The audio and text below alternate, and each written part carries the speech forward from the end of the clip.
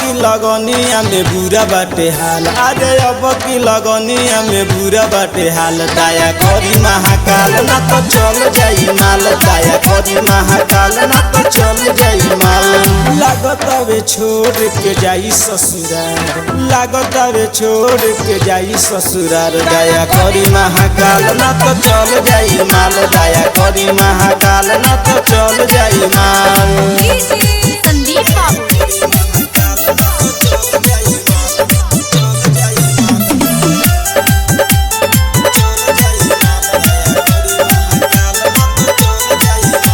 अधूरा रह जाई हमर प्यार के कहानी, हो अधूरा रह जाई हमर प्यार के कहानी। अब नयन खोली देखी तनी हे महादानी, ओकरा रे बिना का बजाए में हम झाल, ओकरा रे बिना का बजाए में हम झाल। दया करी महाकाल ना तो चल जाई माल, दया करी महाकाल ना तो चल जाई माल।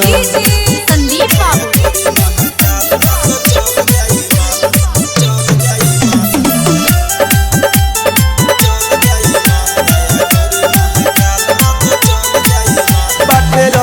परास ना तो टूट जाई सास, बाटे रहुए परास ना तो टूट जाई सास। कहे सुजीत बाबा ब्रह्मपुरी प्रकाश, खुशी से कटे दिन आयस के साल, खुशी से कटे दिन आयस के साल। दया करी महाकाल ना तो चल जाई माल, दया करी महाकाल ना तो चल जाई माल। अरे अब की लगनिया में बुरा बाटे हाल, अरे अब की लगनिया में बुरा बाटे हाल। दया करी महाकाल ना तो चल जाई माल, दया करी महाकाल ना तो चल जाई माल।